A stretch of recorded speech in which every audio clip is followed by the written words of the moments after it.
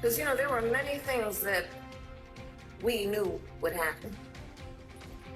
Many things. I'm not here, so I told you so.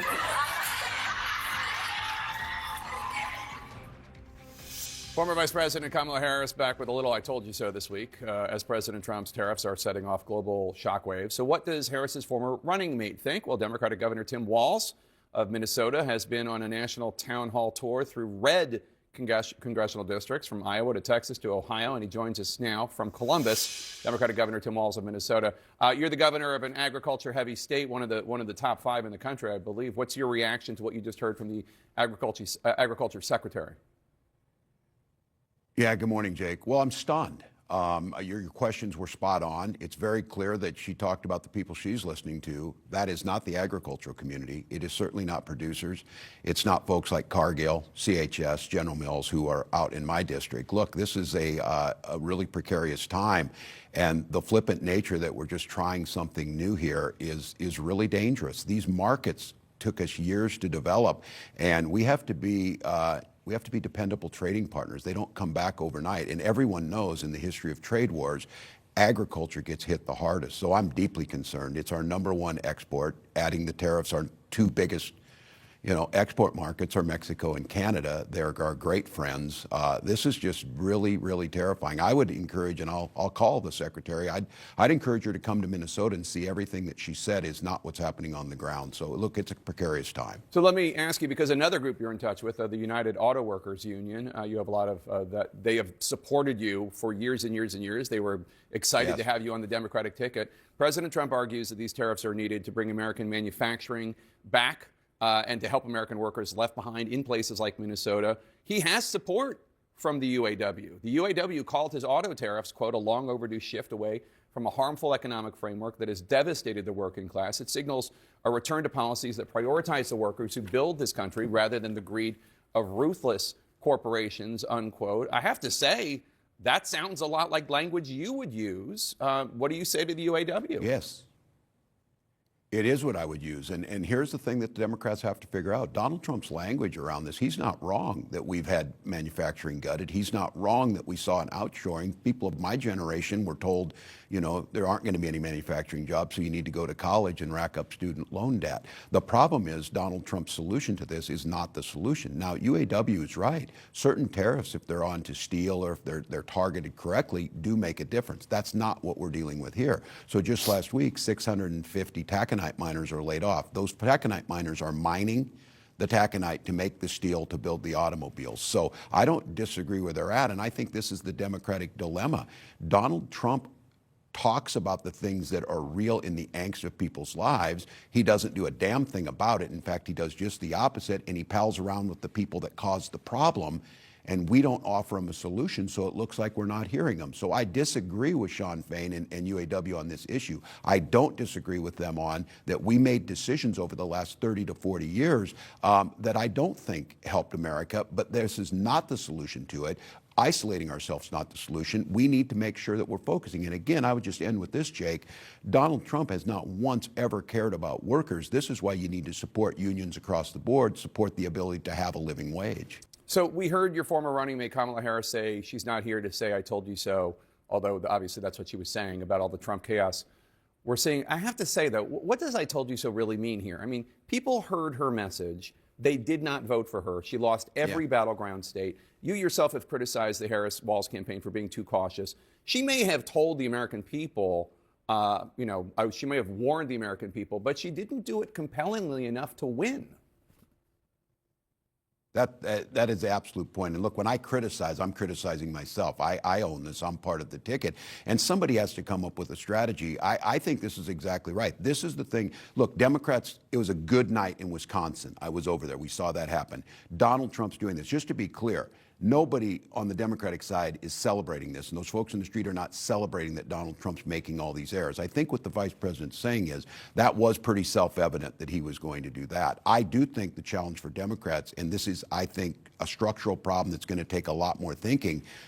Why, with all of that out there, did they not think we were any better than that, and they didn't. And I'm very concerned with the folks who stayed home. And these are folks that I'll say once again, Donald Trump has identified their angst. They can't buy a house. They can't afford to get a good education. They're concerned that their economic future is so precarious it could slip out from under them.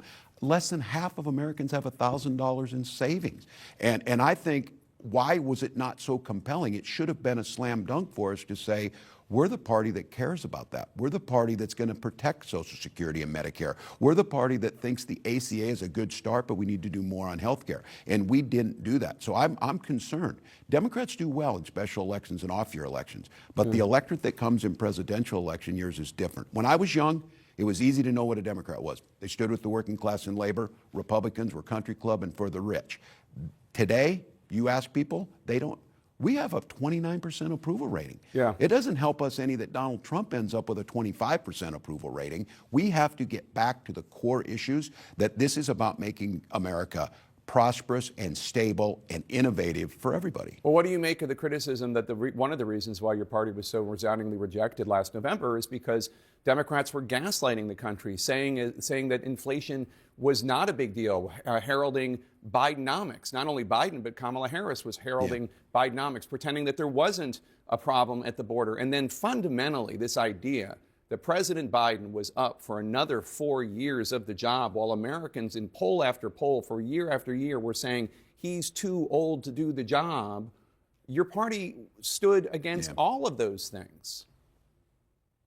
Look, Joe Biden coming in and doing COVID and being a governor through COVID did a hell of a job. But I think one of the things that we didn't do is we assumed that we said, and it was true, that we were going to have a soft landing and our economy was better than the rest of the world. Better for who? Better for the working class who was saying groceries were too expensive, as they are now and going up. They got to see us talk about things. Again, I go back to this. Don't talk about food insecurity or housing type of issues. Talk about people being hungry and wondering where they're going to live, or about their children's future, about real security. And so I think your question is spot on. I think we got intellectualized on this. I think the fact of the matter is Joe Biden did soft land the economy. He did usher us through COVID. None of us are saying we should be soft on the border, but we allow a vacuum, and Donald Trump fills it, the 800-pound gorilla, and their narrative starts to stick, and we look weak. We look weak, like we don't care. We look like look, Jake, I'm not going to say, we need to do is we need to just arrest people and ship them to El Salvador. No, we need to invest the money on border. We need to make sure that we have the judges necessary to adjudicate things faster. We need to make sure if you're going to be in this country here legally, and when you are, you're going to be uplifted, celebrated, and part of this great American tapestry. We didn't do that, and then it fills them. They'll find the example that is horrific, where you have someone who's not here legally and they commit a crime. That is horrific, but we don't do a good job of telling that. Don't you think your party needs to acknowledge that President Biden was not up for the job of running for re-election, and that this was a major mistake by the He made that decision. I know, but you all went along with the idea that he was up for it, and he wasn't. And everybody saw it, and the country rejected it. Yeah, well, look, history will tell us to go back on that. That very well could be the case, Jake. What I'm concerned about is learning from those lessons. I would hope we would never do it again, make a mistake, make sure we go through and get someone. But I don't know where it helps us going forward. I certainly am deeply concerned that Donald Trump is going to lead us down a horrific. Look, thank God it's tariffs that he said. Donald Trump listens to no one. Remember, Donald Trump has statements about, I don't think nuclear war would be that bad. I guess we're lucky that he went after tariffs instead of that route. Yeah. We have an issue in this country that is going to impact us. And if there is not a loyal opposition, if there's not some soul searching on our side, if there's not reaching out to those folks who are in the streets, they're leading right now. So quick question. I would tell everybody, you better get with them. Yeah. Quick question, because we got to go. But you said you're not going to run for the Senate seat there. Are you going to run for a third term for governor? Are you possibly going to run for president in 2028?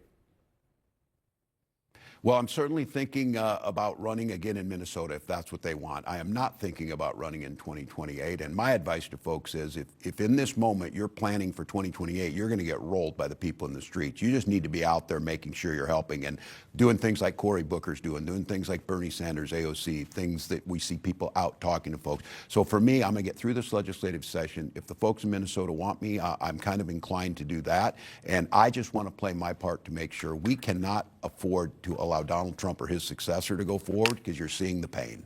Good to have you back here, Governor Walz. Oh, and happy birthday. 61 years young today. Congratulations. 61. Thanks so much. Good to see you.